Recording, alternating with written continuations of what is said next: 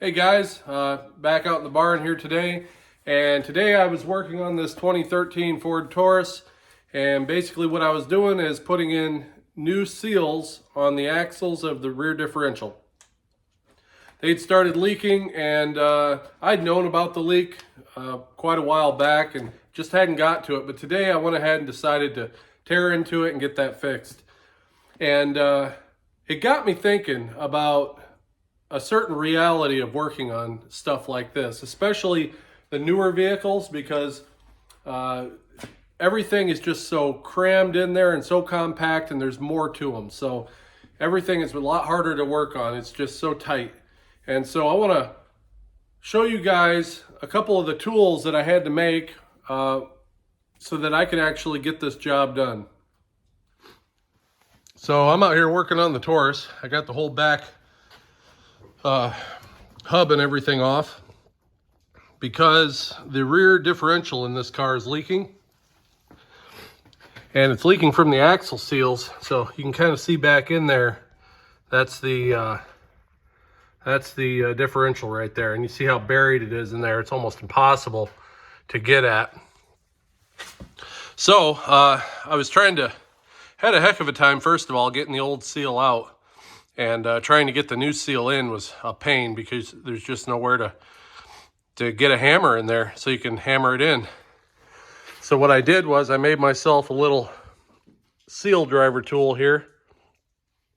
Just I don't know, 3/4 or 1/2 inch piece of pipe here. It's 1/2 inch. And whatever size diameter pipe it took to go around that seal.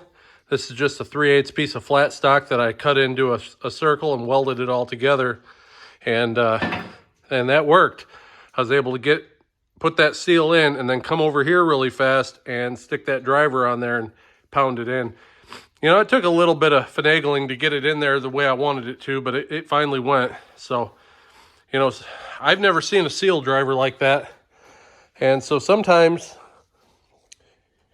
you know, you got to make specialty tools. And so it really helps to have a welder and a bunch of material on hand just so you can do that kind of stuff in case you run into a problem like this. So now I got that back in there. I'll go ahead and I got the axle over here. We'll go ahead and put the axle back in and put all this back together, and I'll start on the other side. But yeah, just, you know, this is some of the stuff you don't really see no matter who's working on a vehicle, whether it's a shop, a dealership.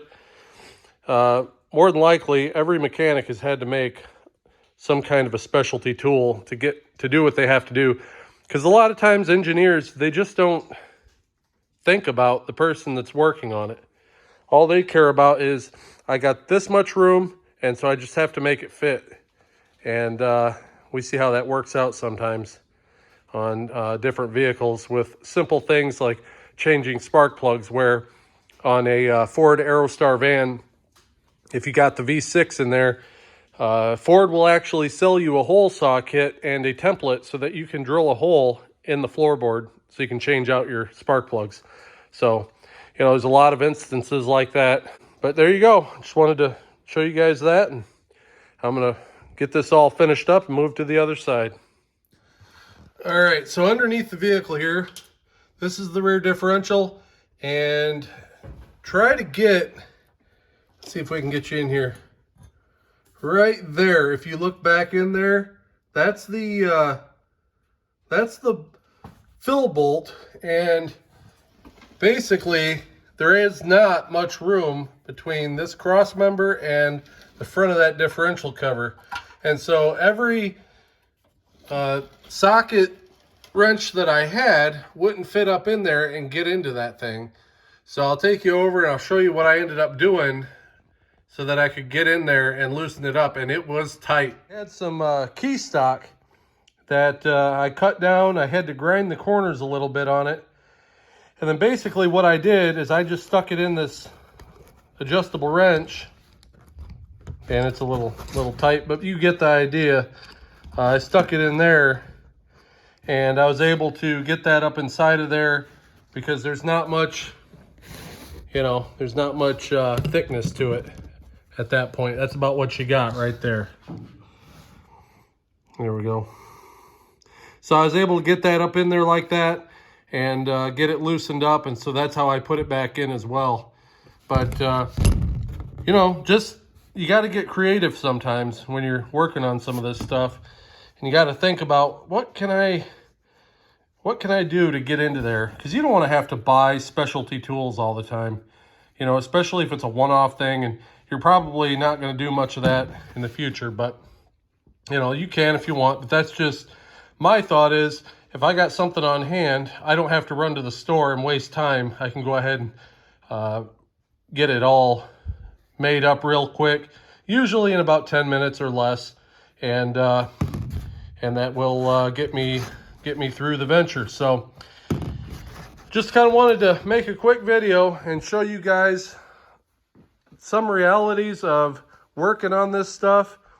And you know, like I say, the newer the vehicle, the more you're going to have to do that. They just cram so much stuff in them anymore. It's not funny. Now, you know, I could show you under the hood of this thing, but I think you could probably guess what it looks like. You know, maybe one big cover over the whole thing, but everything's so hard to get at. Just want to show you under 1984 Chevy. Look at all that room. You can get at everything in this truck. They don't make them like this anymore. But anyway, I hope you guys have a good rest of your day.